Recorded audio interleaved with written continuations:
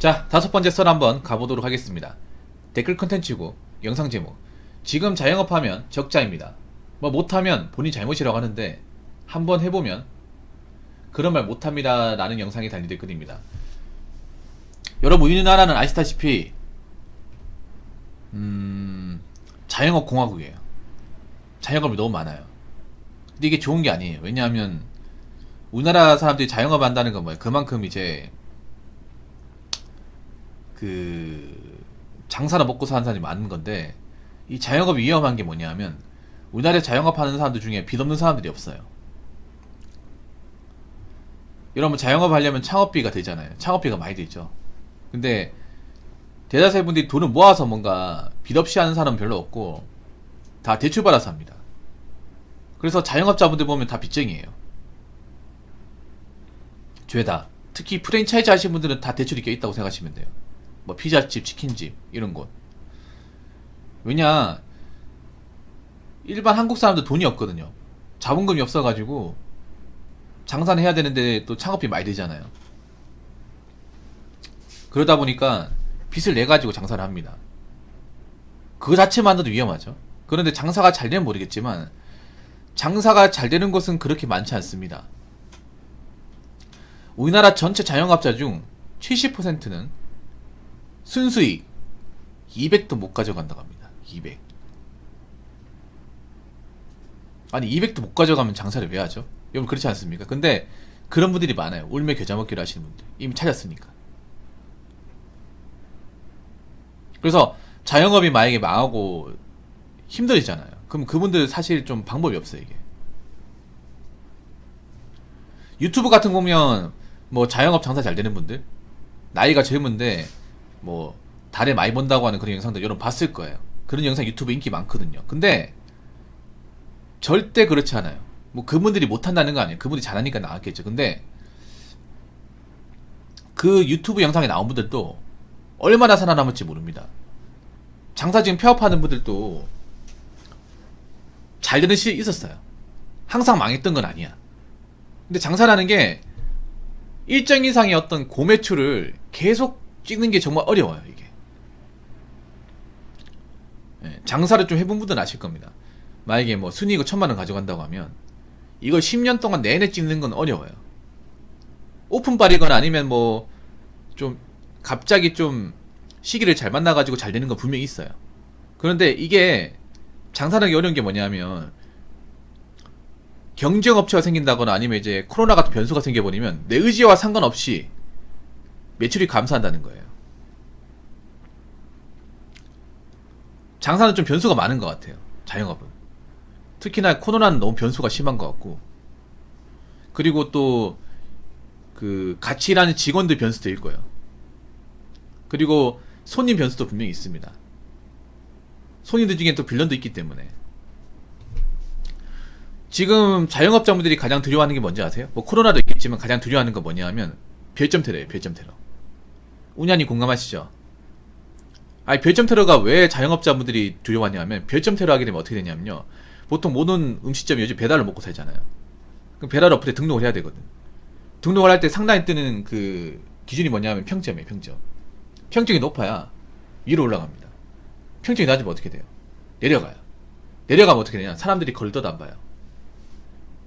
사람들이 보통 있잖아요, 이제 뭐 배달의 민족이나 쿠팡이츠 같은 거를 배달하잖아요. 예. 보통 위에 상단에 1등, 2등, 3등, 4등이 다 먹습니다. 운ян이 공감하시죠? 그 사람들이 다 먹어요. 치킨집 있으면 여러분 배달 어플에 치킨집 검색하시면 못해도 10개는 그냥 뜰 겁니다. 근데 여러분 10개를 다 봅니까? 아니죠.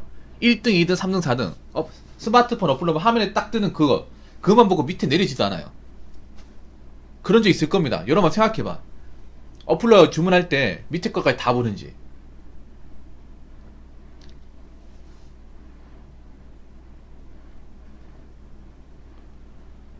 그래서 누군가 기분 나빠가지고 별점을 테러하게 되면 순위가 내려가요. 평점 기준의 순위가 내려가서 안 보여요. 안 보이면 그때부터 사람들이 안 시켜 먹어요. 단골이 아닌 이상 안 시켜 먹어. 이 어플로 주문한 단점이 그런 거예요. 전화로 주문하면 뭐 평점이 뭐 1점이든 4점이든 신경 안 쓰거든요. 저는 어플을 안 씁니다. 저는 약간 옛날 방식이에요. 네이버에 검색해가지고 전화번호 직접 입력해서 먹습니다. 어떻게 보면 굉장히 좀 꼰대 같은 방식인데 전 이게 편해요. 자영업자도 이게 편하잖아, 맞죠? 평점에 막 신경 쓰는 것보다 그냥 전화로 주문하는 게 더 낫지 않나요?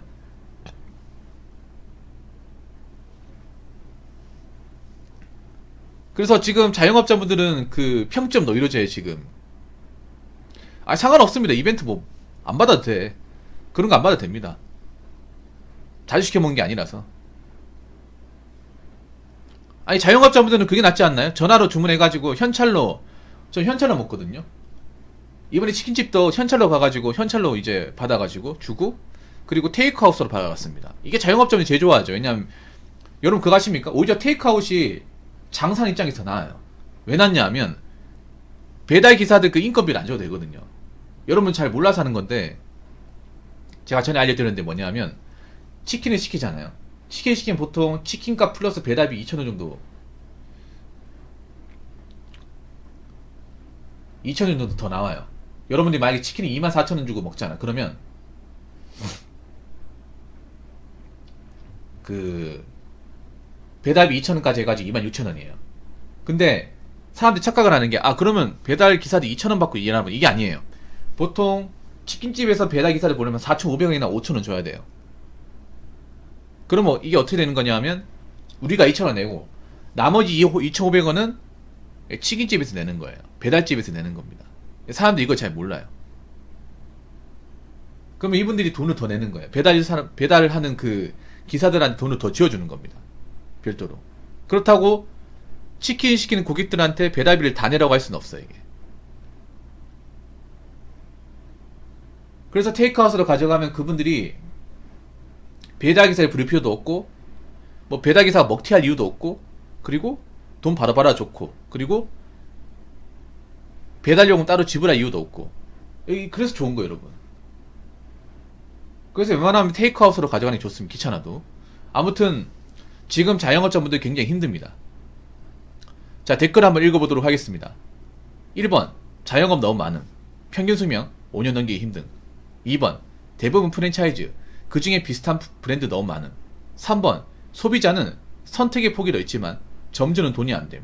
그러니 배달비 계속 오르고 제품 가격 비싸짐. 4번, 온라인이 잘 되니 대형마트도 폐점 늘고 있음. 1인 가구 늘어남. 5번, 공실이 아무리 많아도 폐업을 많이 해도 월세는 계속 오름. 테크노마트 동대문도 망했습니다. 일산도 번화가에 빈집들이 많아집니다. 진짜 심각할 정도로 가게가 너무 많아요. 2030년에 인구수 1억, 경제 계속 성장하고 고졸이 월 500씩 벌면 걱정 안 합니다.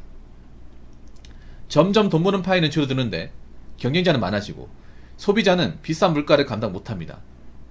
치킨 2만원 사 먹기는 비싸다면서 치킨 2만원에 팔기는 너무 싸다고 합니다. 편의점 폐업도 늘고 있습니다. 제발 정신 차리고 수도권에서 걸어서 동서남북 10분씩만 걸어보세요. 상가마다 커피, 편의점, 치킨, 햄버거 다 있습니다. 2002년쯤에 마석에 롯데리아 한 게 있었는데 매일매일 아이들로 바글바글 했습니다. 새로운 어린이 세트 나오면 난리 났죠. 저녁에는 감자탕, 순댓국, 백반집, 몇 안 되는 가게들 바글바글 했습니다. 지금 어느 동네를 가나 카페만 치킨집, 편의점만 20개가 넘어요. 근데 여기가 강남도 아니고 인구수도 많지 않은데 가게가 너무 많아요. 상가도 너무 많고 빈 상가들도 많아요. 이걸 보고도 아직 나 카페 차릴 거라는 여자애들, 직장 때려치고 치킨집 차릴 거라는 남자애들, 20년 뒤에 결혼도 못하고 돈도 못 모으고 가진 거 없고 얼마나 후회하고 병나발 불며 울어야 정신 차릴까요? 라고 적으셨습니다. 야, 그러니까요. 저는 오히려 있잖아요. 직장생활을 못하는 분들은 자영업을 하면 더 안 된다고 생각이 돼요. 왜냐? 직장생활보다 훨씬 더 어려운 게 자영업이거든요.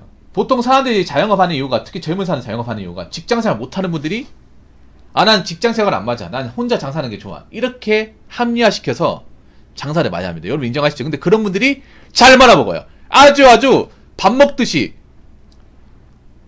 추어탕 먹듯이 잘 말아먹습니다. 저는 그렇게 생각해요. 사회생활도 못하는데 자영업을 잘한다. 말이 안 된다 생각합니다. 근데 젊은 사람들이 보통 그런 거야. 일하기 싫으니까. 내가 일을 못하니까. 남 밑에서 일하는 거 적성이 안 맞으니까. 아, 나는 혼자 장사하는 게 편하다. 나는 사람들하고 어울리는 거 싫다. 남 밑에서 일하는 거 답답하다. 그리고 월급 벌어가지고 이거 돈 얼마 안 되는데 큰 돈 벌고 싶다. 난 장사꾼이 체질이다. 항상 얘기하는 게 나는 장사꾼이 체질이다. 장사꾼이 천직이다. 근데 왜 말아먹어? 왜 말아먹습니까? 여러분, 젊은 사람들이 창업하는 거 더 위험한 게 뭔지 아세요? 자본금이 없어요. 젊은 사람들. 자본금이 없다니까? 그럼 어떻게 해요? 빚을 내겠죠. 젊은 사람이 뭐 일하면서 돈 모아봐야 얼마나 모으겠습니까? 얼마나 모을까요? 얼마 못 모아요. 남자나 여자나. 그러면 가게를 차린다고 했을 경우에 대출을 받아야 돼요. 대출을. 그리고 젊은 사람들이 또 뭐 창업비를 줄여가지고 하는 게 아니라 또 남들한테 있어 보이려고 자랑하려고 또 큼지막하게 하거든. 그럼 대출을 많이 받았겠죠. 그래가지고 장사를 하잖아요. 장사를 해가지고 한두 달은 잘 돼. 돈 잘 벌려요. 오픈빨 때문에. 여러분 아시겠지만 모든 장사는 오픈빨이 있습니다. 오픈빨. 그 속으시면 안 돼요. 예. 그때 약간 젊은 사람들이 넋을 놔요. 나 이렇게 부자 되는 건가? 이렇게 성공하는 건가? 아니, 사람들이 왜 장사 안 된다고 하지? 이런 생각을 해요. 그러면서 남자는 차에 구입하고 여자는 가방을 사요. 아니, 장사하면 차 볼 시간도 없고 가방 볼 시간도 없어. 가게에 죽 치고 앉아있어야 되는데 산다니까? 특히 젊은 사람들이 잡벅이 생기면 돈을 써요. 나 앞으로 돈 이렇게 막 벌 수 있으니까 내가 이만큼 돈 버는데 그동안 타고 싶었던 GV80도 지르고 샤넬 구찌백도 지르고 그래야지. 그게 진짜 위험한 생각이에요. 그러다가 이제 뭐 경쟁업체 생기고 오픈말 빠지면서 소득이 내려가죠. 그냥 내려가는 게 서서히 내려가죠. 거기다가 뭐 경쟁업체 생기고 갑자기 불경기 여파 생기면 더 내려가죠. 그래가지고 번아렸던 거 다 까먹죠. 번아렸던 거 까먹은 것도 모자라서 빚까지 생기죠. 그래서 버티고 안 돼가지고 털고 나오는데 이제 폐업하는데 건진 게 아무것도 없어. 여러분들 그 요즘에 뭐 폐업해도 철거 같은 거 해도 있잖아요. 뭐 설비 같은 거, 식기 같은 거 팔아도 얼마 안 되거든요. 거기다가 집주인이, 그 건물주 주인이 원상복구 시켜달래. 그런 경우 있어요, 여러분. 가게 인테리어 같은 거 하면 이거 다 떼고 가세요. 자기들이 만든 거잖아.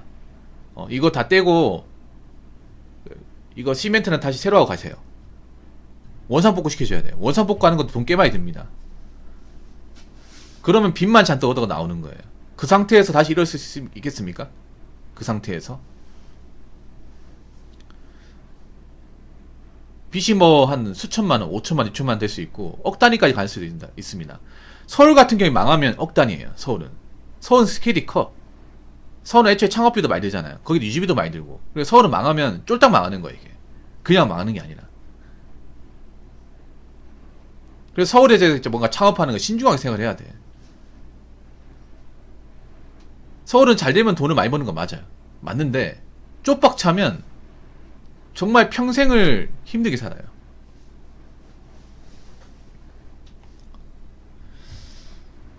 근데 요즘에 보면 장사 잘 되는 곳이 있습니까? 돈 많이 버는 곳이 있나?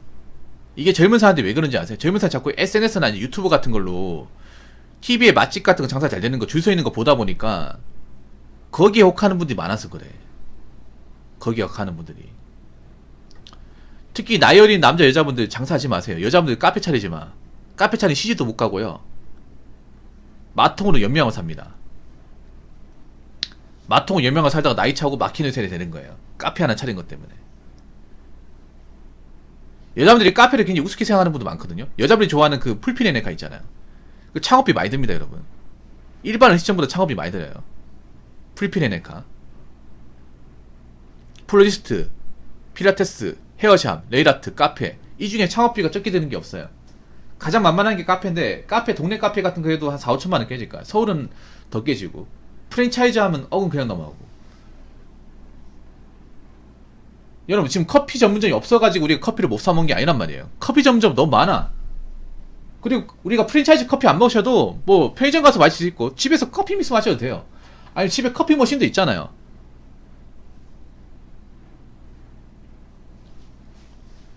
그럼 커피 머신 2개 정도 하면 2천만 원. 2천만 원에다가 가게 인테리어 하는데 1천만 원, 도배 같은 거 하는데 1천만 원, 거기다 가게 이제 세팅하는데 1,000에서 뭐 1,500 들고, 그리고 거기에 이제 보증금까지 있으면 6천만 원 그냥 넘죠.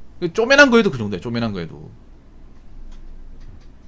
근데 보통 동네 골목 카페는 이제 장사가 안 되는 게 좀 생각해봐. 커피 먹으려고 굳이 골목까지 들어옵니까? 이미 번화가에 프랜차이즈 커피 전문점 있잖아요. 있지 않습니까? 근데 내가 그 커피 한 잔 먹겠다고 그 골목까지 내가 기숙하게 들어오겠냐고. 있는지도 모를걸요 아마. 아무튼 그렇기 때문에 남자분들은 뭐 장사해가지고 뭐 치킨집이나 뭐 배달집 할 거다, 아니면 여자분들 카페 차릴 거다 하지 마십시오. 예. 그 돈 관리 잘 하세요. 괜히 했다가 시집장가 못 가는 수 있습니다. 자, 이상으로 5번째 썰 마치도록 하겠습니다.